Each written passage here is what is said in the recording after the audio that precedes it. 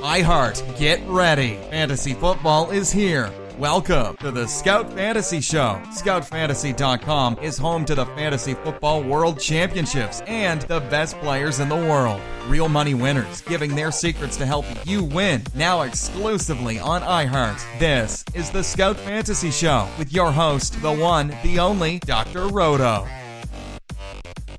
It's Dr. Roto. Get out the insurance cards. Get out the copay. The office is open, my friends. Some news and notes, and then we'll get to the Miami Marlins podcast preview.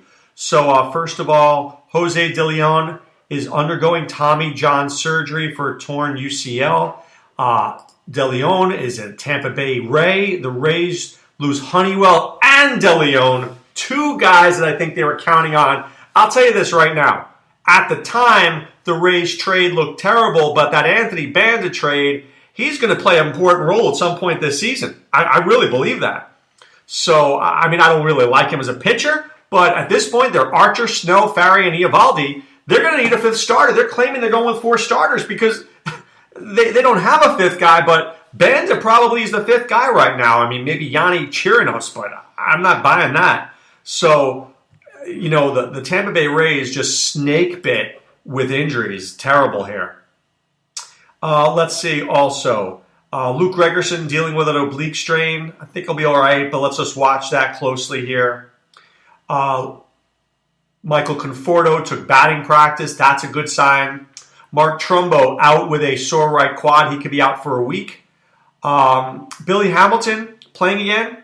He was dealing with a sore finger. Clint Hurdle says Ivan Nova is the club's opening day starter, even though he didn't have a very good second half of the year. Let's see what else is happening here. Kyle Schwarber hitting. It's always good to see Kyle Schwarber hitting. I'm a fan of his. Jarrell Cotton pitched very well in the spring. I don't know if I was picking Cotton last year, but I don't know if I'm picking Cotton this year. I think that he'll be the fifth starter, but, you know, look, he had potential. We all liked him last year.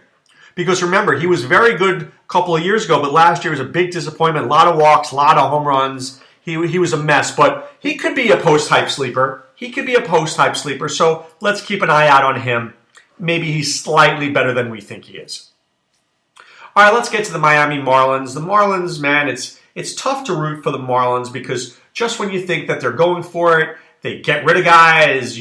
Stanton, he's gone. Yelich, he's gone. Real Muto is going to be gone. It's just hard to get behind a team where there's people are not interested. I mean, Derek Jeter's there, big whoop. I mean, Derek Jeter. Look at Michael Jordan. What does he want as an NBA owner? Nothing.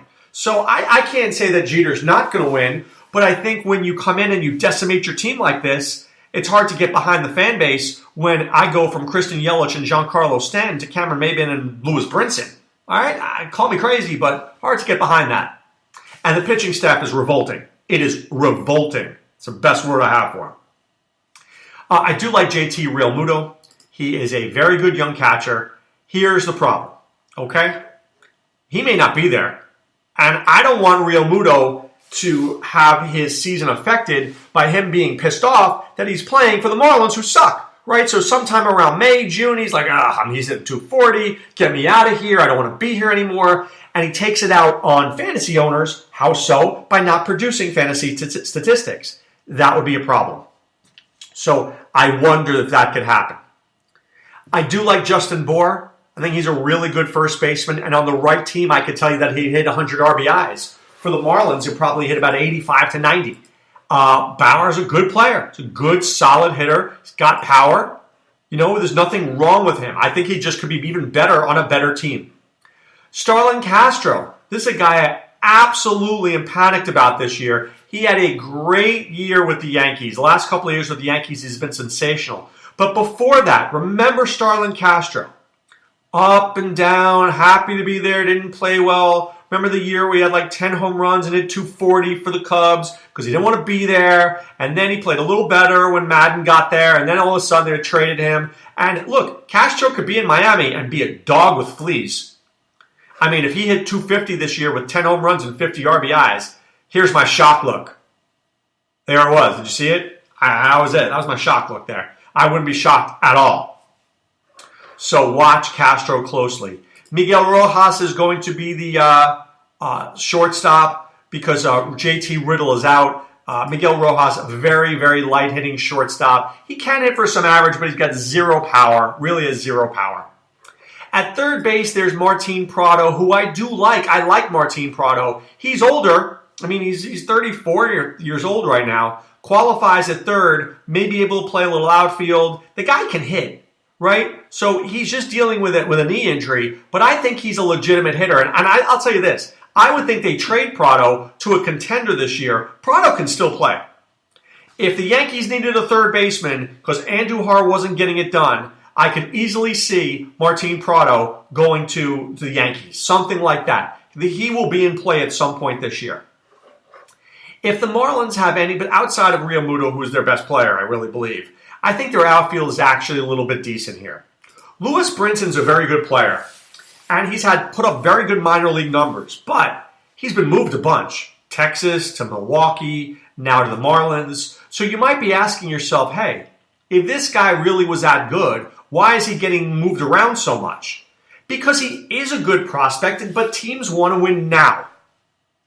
When you have an ability to win now in baseball, you take that opportunity.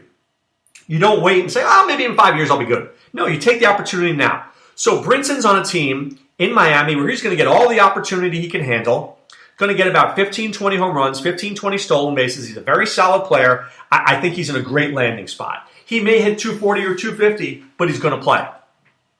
Cameron Maybin, he's going to start in right field every day. He doesn't have the power that we thought he would have, maybe 8, 10 home runs, but he could steal 20 or 30 bases. And that's how the Marlins are going to have to score. They're going to have to put runners on base, and they're going to have to hope that Justin Bour and maybe Real Muto and guys like that hit them in. So I like Maybin a little bit. I think he's sneaky. Here's another guy, Derek Dietrich. Derek Dietrich can hit. He can hit better than you think he can. And he's going to qualify at third base, plays a little second, maybe a little first, maybe a little outfield. He's a utility guy who by the end of the year might find a home in multiple places, which I think is always valuable in the fantasy league. I don't like Derek Dietrich, but in my reserve squad, as one of my last picks, I'll take him, and I hope he plays 5 games, a bunch of different positions, so I could use him during the year. There is value to that. The Marlins bullpen is actually decent. Brad Ziegler, not a bad pitcher, struggled last year mightily with injuries, but I think he'll have a better year. I think he'll get traded. Drew Steckenrider, Kyle Barraclough, these are 2 very, very, very good young pitchers who throw hard. Barraclough struggles a little bit with finding command and struggles a little bit with the walks. But between he and Steckenrider and Ziegler, if the Marlins could get them to the 6th inning with a 2-1 lead, they could win a few games. The problem is the pitching is that atrocious. I mean, Dan Straley's their best pitcher. Dan Straley had let up 31 home runs in 181 innings. That's terrible. That is a terrible number. And the problem with Dan Straley is he's number 1 starter. He's going up against Kershaw. He's going up against Luis Castillo. He's going up against Scherzer. Good luck with that dude. He might win 5 games. I like Jose Urena. I think he could be a good young pitcher too, but he lacks a strikeout pitch. In 169 innings, the guy had 113 strikeouts. That's not very good numbers. And he let up 64 walks, so that's not even a 2-to-1 ratio. You don't have 2-to-1 ratio, you're not on my team, because that means your whip could be too high. Secondly, he's not going to win many games for the Marlins. And thirdly, I don't like soft-tossing pitchers. I like guys who can get out of an inning throwing a strikeout. Sometimes you got to rear back, get that strikeout, get out of an inning. And if you're throwing 91, you're not doing that. Okay?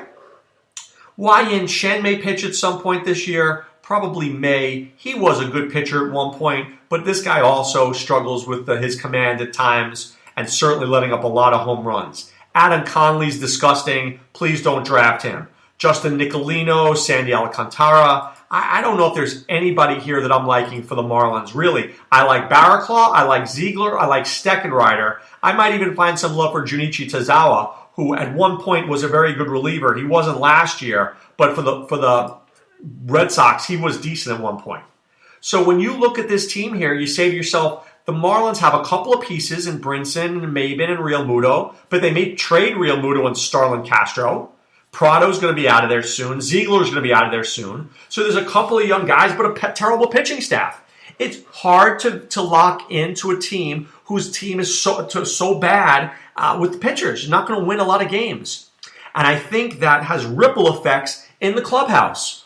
Oh, we suck. I hate this game. We're not doing well. People just get let down. And then it's just a morose clubhouse, which fosters losing. And when losing breeds losing, breeds losing, breeds losing, you know what you have? A losing complex. And that's a big problem. And I don't want any part of that on my fantasy team. So I will be very judicious with the Marlins I put on my team. But I'll tell you this. I wouldn't be judicious with signing up for Scout Fantasy Sports. Sean Childs, Adam Ronas, and myself will help you win your fantasy baseball leagues. ScoutDFS.com. I'm not sure there's a better hockey guy out there than Steve Renner. He gives you such a complete analysis that I feel just by reading his article, I can go set a team and win. That's a really great feeling. Seriously, try it out. Go to ScoutDFS.com. Read Renner's article. See what you think, and I think you'll be blown away. Blown away. Some great stuff out there. I'm blown away by what all our guys do. Seriously. Sean, Adam, Renner, Fuego, Jaguar Lou, Nate, Deming, Frankie Fantasy, everybody working so hard for you at ScoutFantasySports.com. All right, guys, time now to put away the insurance cards, put away the copay. The office is closed, my friends. Back tomorrow with so much more. And remember, listen to us from 1 to 3 p.m. Eastern every day on Fantasy Sports Network, FNTSY. Go to your app store, put in FNTSY, download it. It's free. Click the button, listen live. Boom, you hear me and Ronas 1 to 3 every day. All right, this is Dr. Roto saying be well, take care. Thanks for listening to the Scout Fantasy Show. There's never been a better time to join the Scout Army. Visit scoutfantasy.com. Use the promo ROTO for 2 months free. And don't forget, fantasy players, please thumbs up the podcast on the iHeart app. See you next time. Go Scouts!